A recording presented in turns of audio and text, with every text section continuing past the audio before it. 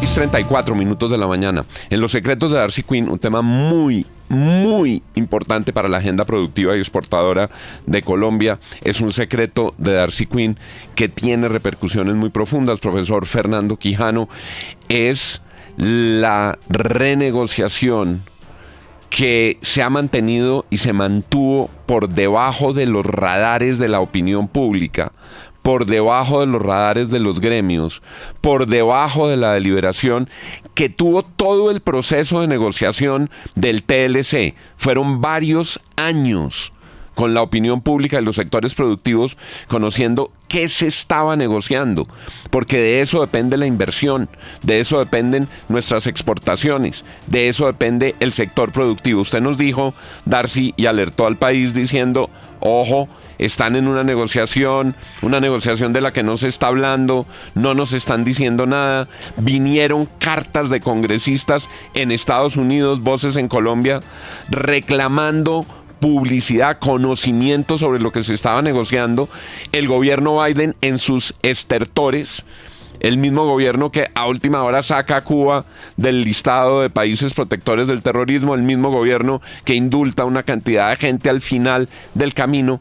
En esa despedida de Biden, cuando ya se sienten los ecos de la posesión el próximo 20 del presidente Donald Trump, se confirma lo que usted advirtió aquí en la FM, que había una negociación de modificaciones de condiciones y las van a modificar. ¿Qué pasó, Darcy? Las firmaron finalmente contra viento y marea, las firmaron por parte del ministro de Comercio Exterior, el doctor Luis Carlos Reyes, y la representante del gobierno norteamericano. Bueno, consultando a los expertos en tratados, pues porque obviamente yo no estuve en todas esas negociaciones y no lo conozco, digamos, a fondo, pero ya se publicó lo que se firmó, las tales notas aclaratorias. Consultándolo, me dicen en un primer vistazo que se estaría extralimitando a través de la nota. Primero, una restricción del acceso al arbitraje internacional. La nota establece que los tribunales arbitrales no pueden revisar el fondo de decisiones judiciales nacionales, salvo en casos extremos como corrupción o denegación de justicia manifiesta. También limita el acceso de inversionistas a tribunales internacionales, estableciendo que solo se pueden presentar demandas si ya han sufrido daños económicos comprobables. Esto le pone mucho freno a todas las demandas internacionales, que en algunos casos es bueno, pero para muchos inversionistas a los que les cambian reglas de juego. Que ahí tendría que opinar la Agencia de Defensa del Estado, y eso es una cosa de hondo calado. Claro. ¿Por qué razón? Porque es meterle la muela a la CIADI, a los tribunales de arbitramiento. Es decir, es simplemente coger el VAR en términos futbolísticos y rehacerlo. Sí, es un tema bastante grave. Usted firma una concesión para explotación de carbón en un país y en ese país cambian las reglas de juego y deciden que no se puede explotar carbón. Entonces la gente va y demanda. ¿Sabe qué se había afectado ahí, Darcy? Sí. El tema de Reficar. ¿Se acuerda que ese tema fue a tribunales de arbitramiento con una empresa estadounidense? Es decir, y lo tenaz es que, lo grave del asunto es que eso se negocie bajo la mesa, sin los expertos opinando del tema. Pero por supuesto. Y en la salida de un gobierno, en la salida. Pero déjeme seguirle contando los cambios. Llegar hasta esos cambios implicaba una deliberación pública que pidieron congresistas de Estados Unidos y de Colombia, pero dejemos a Darcy. Cambio en la definición de trato justo y equitativo. La interpretación eliminó elementos como transparencia, expectativas legítimas y buena fe del concepto de trato justo y equitativo. Afirma que el mero incumplimiento de expectativas del inversionista no constituye una violación del TLC.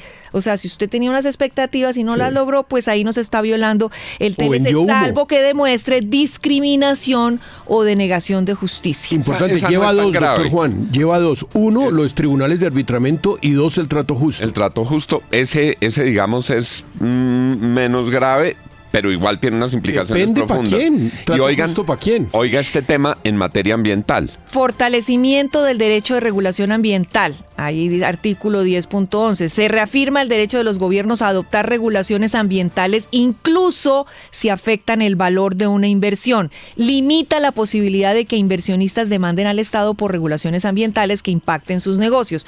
La otra preocupación, bueno, esa es la tercera. Y obviamente la preocupación que estábamos hablando, y es que todo esto se hizo a espaldas del gobierno de Donald Trump, que es el que va a entrar y el que va a pensar que todo esto se hizo también de mala fe por parte del gobierno de Colombia, de México y de Canadá. Pero el tema de la regulación ambiental es súper complejo. Cero iban tres. Porque imagínense, estos son, digamos, los principales puntos que preocupan a los expertos que en un primer vistazo miraron todo que fue las notas aclaratorias y dicen pues que esto puede terminar constituyendo un problema para la inversión.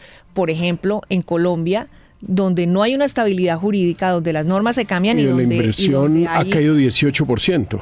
Y donde hay unos gobiernos que digamos van mucho hacia el ambientalismo, que son activistas frente al ambientalismo y que están cambiando las normas frente a los temas ambientales. Pero para claridad, digamos, de nuestros oyentes, don Juan, esas negociaciones silenciosas bajo la mesa que hizo el gobierno Biden saliendo a las carreras implicó 3 cambios radicales en 1, tribunales de arbitramiento, 2, temas ambientales y 3, el tema de los daños a los... La expectativa de buena fe. La buena fe. Eso es bastante grave y mucho tiene que decir AmCham, mucho tiene que decir Analdex y sobre todo cada uno de los sectores económicos que se van a ver visto afectados en cada uno de estos 3 componentes renegociados. 6:41. Vamos a trabajar en este tema a lo largo de toda la emisión de hoy. Ya surgen las preguntas acerca de si esto requiere ratificación. La primera respuesta es no, porque es simplemente una nota aclaratoria,